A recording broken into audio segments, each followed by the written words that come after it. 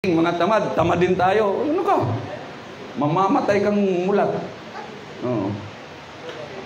Kawikaan chapter 6. Andyan, dinidiscuss yung tamad yan. Ang sabi doon ng sumulat ng Kawikaan, oy, tamad, tingnan mo yung mga langgam.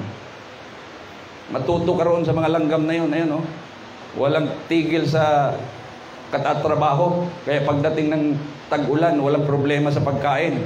Oh. Pinahiya, pinakita yung mga langgam, mga kapatid. So huwag kayong sumama doon sa mga masamang trend. Pagiging tamad, pagiging pasaway, hindi po yan. Sabihin mo, hindi ako sasama dyan. Magiging masipag ako, magiging mabait ako. Yan ang magandang kuwan. Kakalabanin mo yung masamang trending eh. Sa tulong ng Panginoon, kaya mo yan. Amen? Sabi mo sa sarili mo, ay kaysa naman patambay-tambay ako dyan na walang nangyayari sa buhay ko. Sumama nga ako, pa-extra naman dyan sa'yo. Ano bang, saan ka ba napunta? Kuya, saan ka ba napunta? Ayun, may construction doon, may ginagawa kami. Kailangan ba doon ng kuhan? Extra, ng tauhan. O, pasama naman ako. O di kumita ka, kahit 300 sa isang araw, kaysa naman pasama-sama ka sa barkada na nagwawaldas lamang. Ano? Ang hirap kasing magtrabaho eh, nakakapagod. Wow.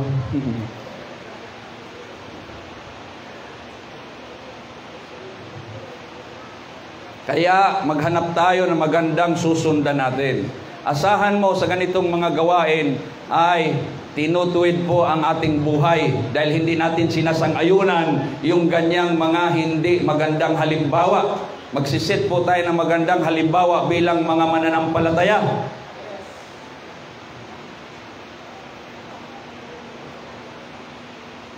Decide na ha, yung mga napakinig, mag-decide na kayo. Huwag kayong sumama sa trend ng mga tamad. Huwag kayong sumama sa trend ng mga pasaway. Sapagkat hindi lamang ang salita ng Panginoon ang lumaganap sa Macedonia at Akaya sa pamamagitan ninyo. Dahil sa mga taga-Tesalonica, ang sabi ni Pablo, hindi lamang yung salita ng Diyos ang lumaganap. Ang inyong pananampalataya sa Diyos ay nabalita rin sa lahat ng dako. Kaya tinawag ko silang mga huwarang mananampalataya, mga kapatid. Dahil sa kanila, yung kanilang sipag sa gawain, yung kanilang pagtitiis dahil sa ating Panginoon, nagiging bantog yan. Katulad sa mga taga-Roma, ang sabi ni Pablo, ang inyong pananampalataya ay nabantog sa maraming mga tao, sa maraming mananampalataya. Ang taga-Tesalonica ay ganun din. Ang hindi lamang salita ng Diyos, ang sabi ni Pablo, ang kumalat doon sa area ng Macedonia at Akaya, kundi yung inyong pananampalataya, kilalang kilala kayo. Hayang ikaw ay makilala sa iyong mabuting pananampalataya. Si ganito, sino?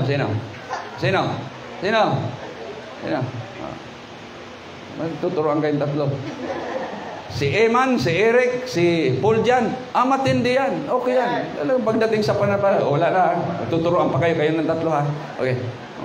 Pag binanggit ang pangalan mo, ang impression kagad ng tao, born again yan. Oo. Masipag yan. May business yan. May trabaho yan. Higit sa lahat, mananampalataya, matindi yan, mananampalataya. Kilala ka. Ang pagkakilala sa iyo ay ang balik po ay sa kapurihan ng ating Panginoon, mga kapatid, di ba? Dahil sa Panginoon, kaya ka nagkaganyan. Alam mo yung batang yan, salbahe yan dati, luko yung batang yan eh. Ninakaw pa nga yung manok ko niyan. Aba ngayon, ang laki ng pinagbago niya. Oo. Hindi na manok ang tinitira. Hindi. Baka na. Hindi naman. Joke lang. Hindi na yan. Ako, sasabihin nung halimbawa, kahit yung mga taga-barangay, tatakang ako dyan. Ano ba nangyari dyan? Maganda yung nasamahan yan eh. Samantalang noon, pabalik-balik yan dito sa barangay. Patawag namin palagi yan.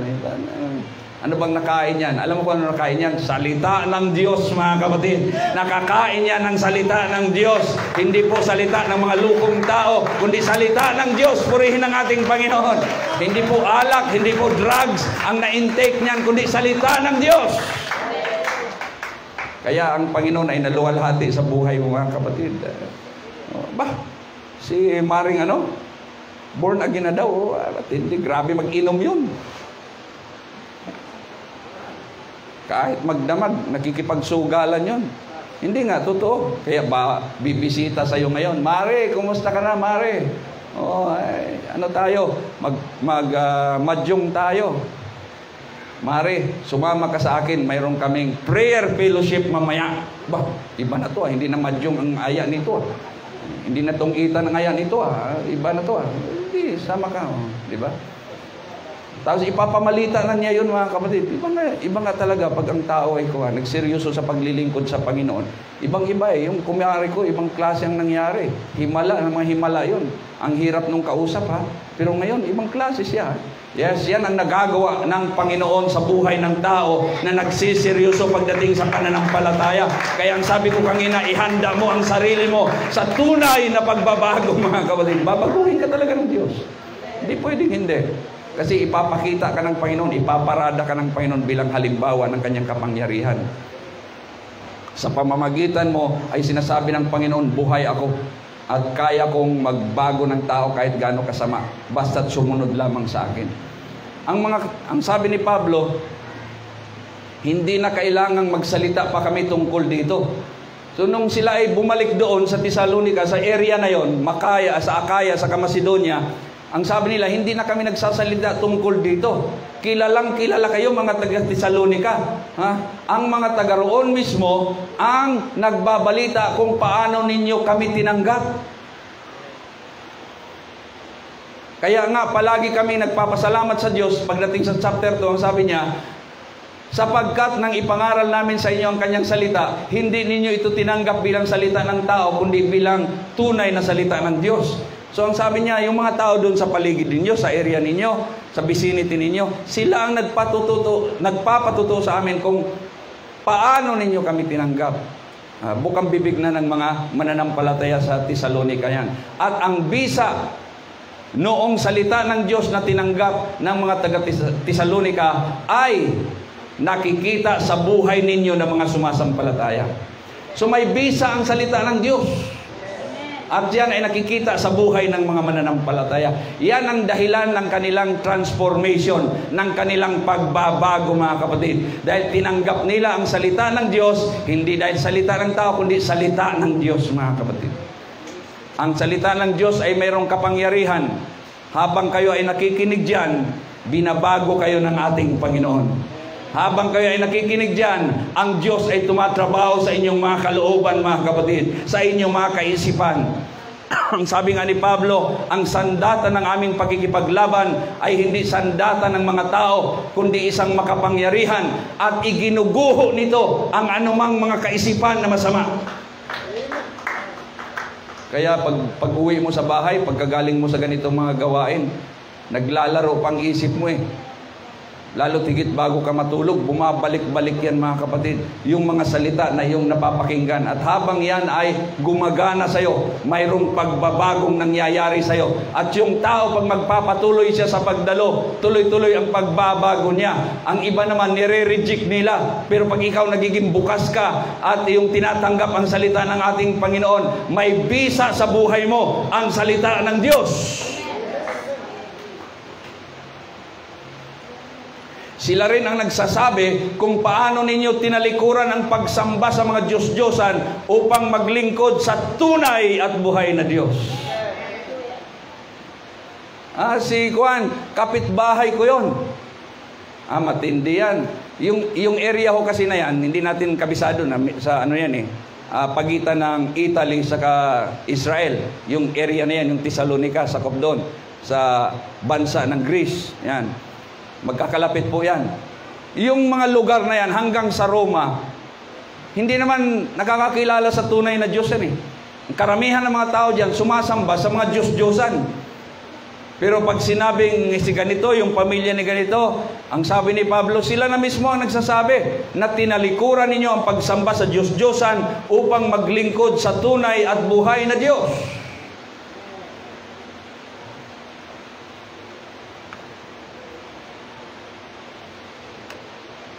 Ang taong hindi naglilingkod sa tunay na Diyos ay naglilingkod sa Diyos-Diyosan. Amen. Ang taong naniniwala na may Diyos pero hindi naglilingkod sa tunay na Diyos ay naglilingkod sa Diyos-Diyosan. Amen. Praise God. Pero ang mga taong tumanggap na sa ating Panginoon, sila yung mga taong tumalikod sa pagsamba sa mga Diyos-Diyosan para maglingkod sa tunay at buhay na Diyos. Ano ang mga Diyos-Diyosan? Sa kapakanan ng hindi pa alam ito, mga larawan at mga rebolto na gaya sa ibang mga bagay dito sa mundo, at yan ay dinadalanginan, niluluhuran, dinidebosyonan ng tao. Lahat yan ay Diyos-Diyosan. Maging mukhang hayop man yan, mukhang baka, mukhang ahas, at mukhang tao, pag yan ay dinadalanginan, niyuyukuran, at sinasamba, kabilang po yan sa mga Diyos-Diyosan. Pero ang mga taga-Tesalonika na naging mananampalataya, tinalikuran nila yan at sila po ay bumaling sa paglingkod sa tunay at buhay na Diyos. Ang tanong ng mga baguhan ngayon, ano ang itsura ng Diyos? Ano nga ba itsura ng Diyos?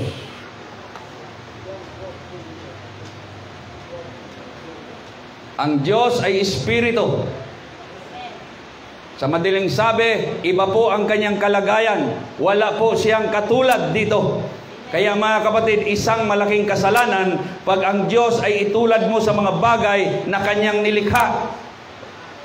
Ang araw ay kanyang nilikha, may sumasamba sa araw. Ang baka ay kanyang nilikha, may sumasamba sa baka. Ano pang mga nilikha na sinasamba? Ang tao ay kanyang nilikha, may mga dumadalangin sa tao. Isang galit po ang Diyos sa kanyang gawain na siya ay binababa at itinutulad sa kanyang mga nilikha.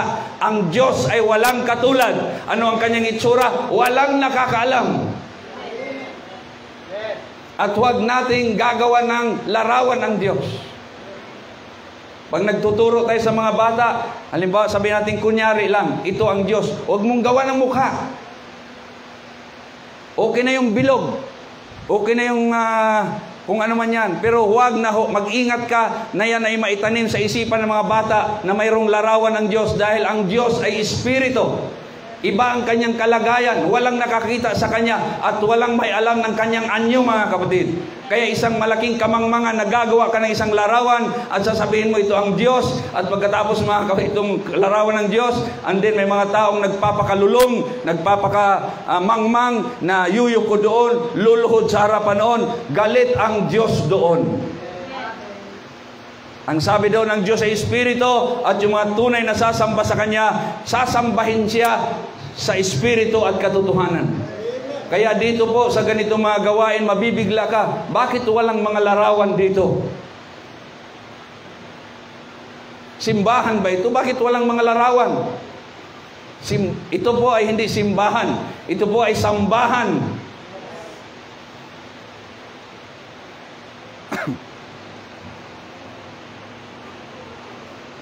Ang mga sumasamba dito ay nakakaunawa na ang Diyos ay Espiritu. At sasambahin siya sa Espiritu at katotohanan. Magtataka ka, nag-obserba ka, pagbago ka sa ganitong mga gawain, sasambahin daw, palakpakan daw ang Panginoon. Nasaan ang Panginoon na papalakpakan? Kaya nag-observe ka lang, hindi ka rin papalakpak. Alam mo, pag maramdaman mo ang Espiritu ng ating Panginoon, walang mag-uutos sa'yo. Kusa kang magtataas ng kamay, kusa kang papalakpak, mga kapatid. Dahil ang Diyos ay hindi nakikita, pero nararamdaman ang kanyang presensya, ang kanyang banal na Espiritu, mga kapatid. Maraming nakakaramdam niyan. Mayroong mga bagong salta sa ganitong gawain. Ba't iba ang nararamdaman ko dyan? Pagpasok ko pa lang, ang lamig na nararamdaman ko. Ikaw nilalamig, ang iba ay binabanas. Katulad nito, hindi naman air condition. Ba't nilalamig ka? Anong nararamdaman mo? Yes, mayroon kang nararamdamang kaiba. Huwag ka lang kikilabutan dahil pag kikilabutan ka, masamang espiritu yan.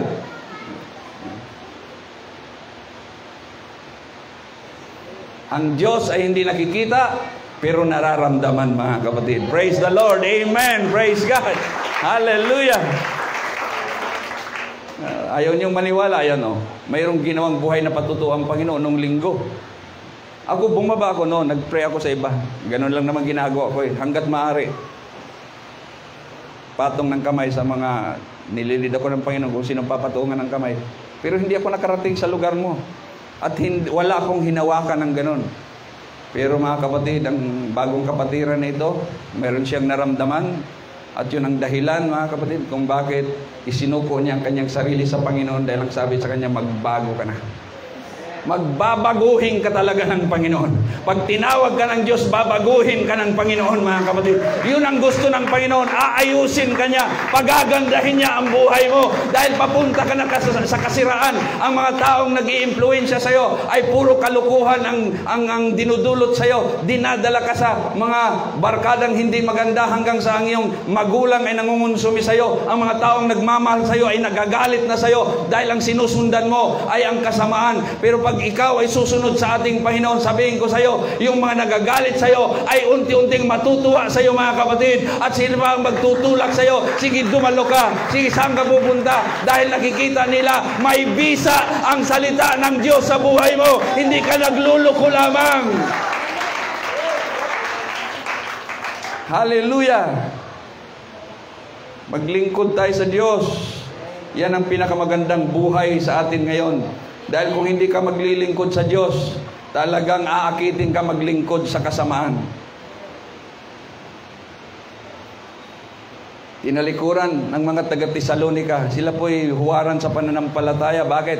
Tinalikuran nila ang pagsamba sa Diyos-Diyosan at naglingkod sila sa buhay na Diyos. Ang sabi nga dito sa isang sulat ni Apostol Pablo sa Korinto, alam ninyo, na noong hindi pa kayo sumasampalataya, kayo ay nailigaw sa mga Diyos-Diyosan na hindi naman makapagsasalita. Ulitin ko sa inyo, ang mga taong dumadalangin sa mga Diyos-Diyosan ay mga mangmang. Hindi po akong may original na sabi niyan. Nasa Biblia po yan. Bakit? Kinakausap mo yung wala namang kakayanang magsalita. May dahilan kung ang kinakausap mo ay larawan ng iyong minamahal. Halimbawa, magkalayo kayo. Nandun siya sa Pluto, ikaw nandito sa Earth.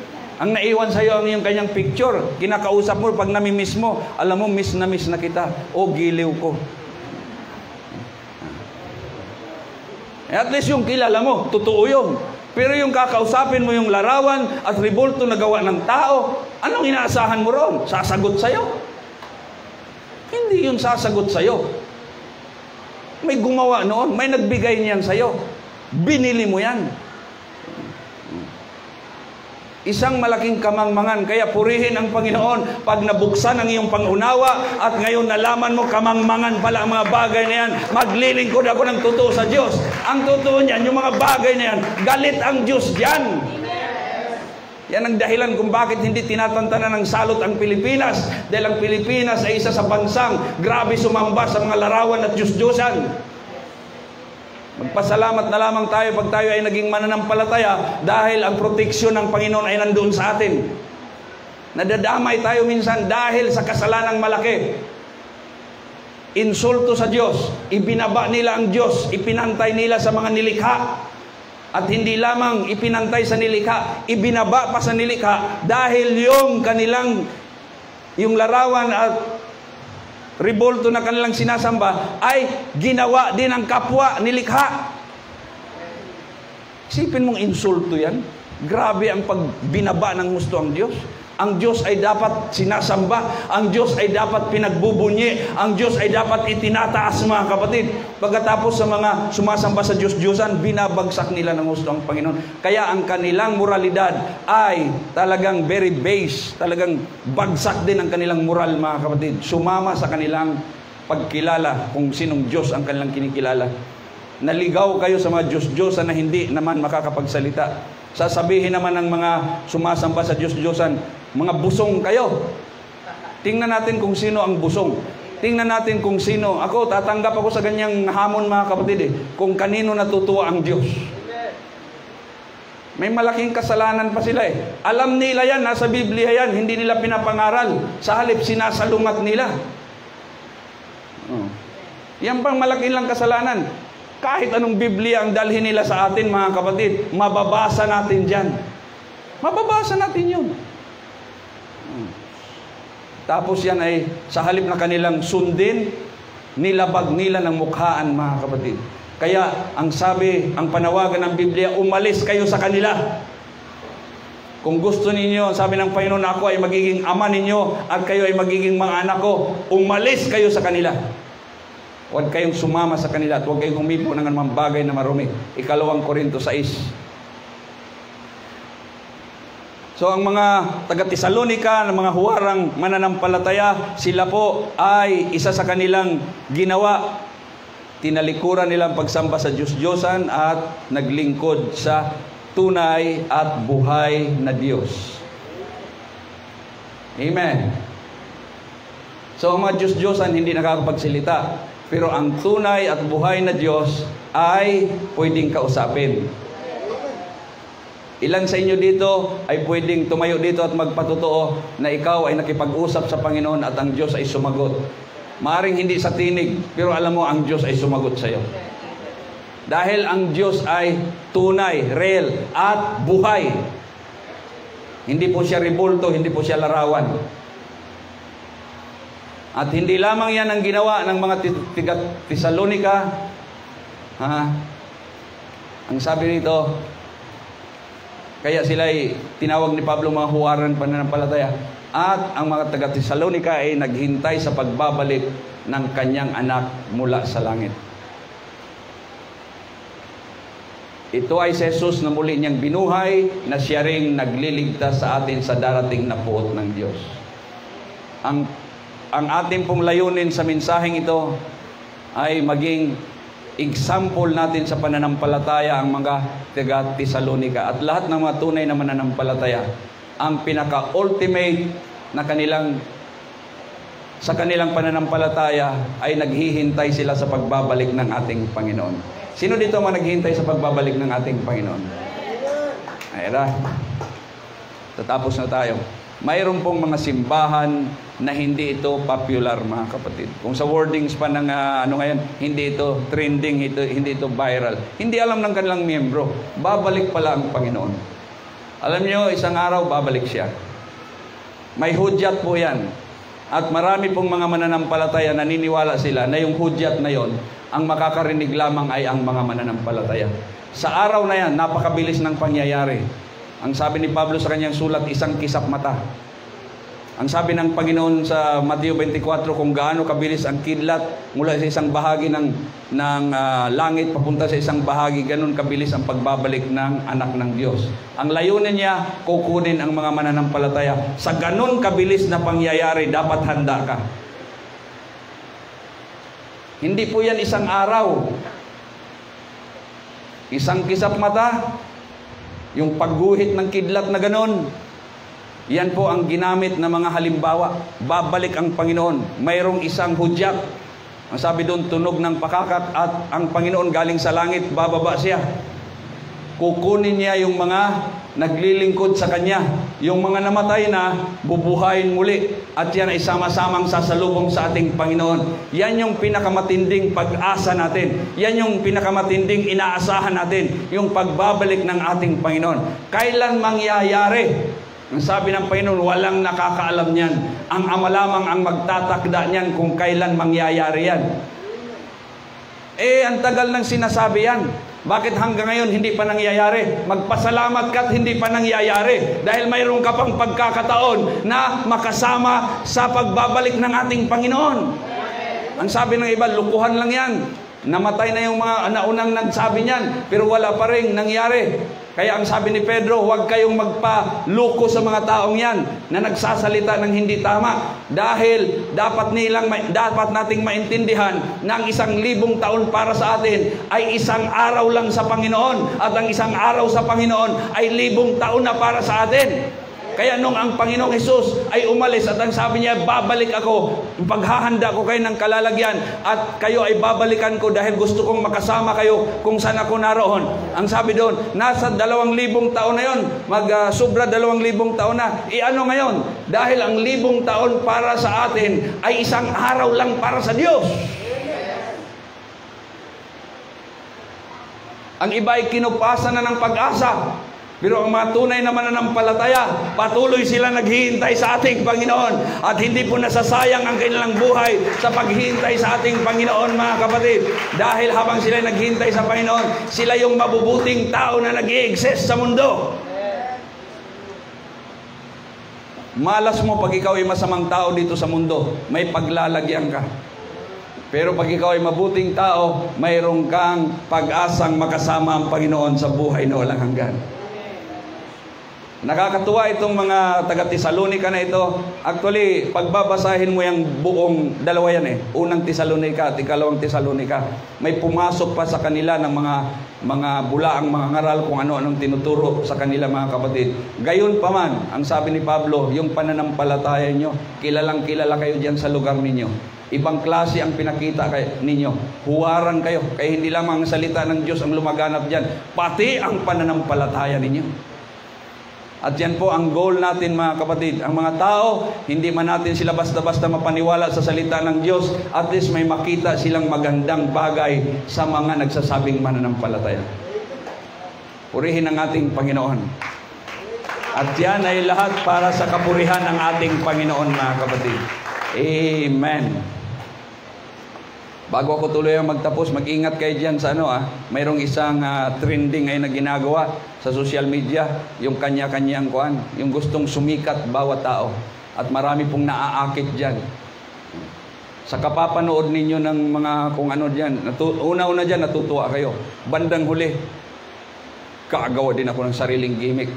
Kanya-kanyang pasikat yan. Kanya-kanyang pasikat yan.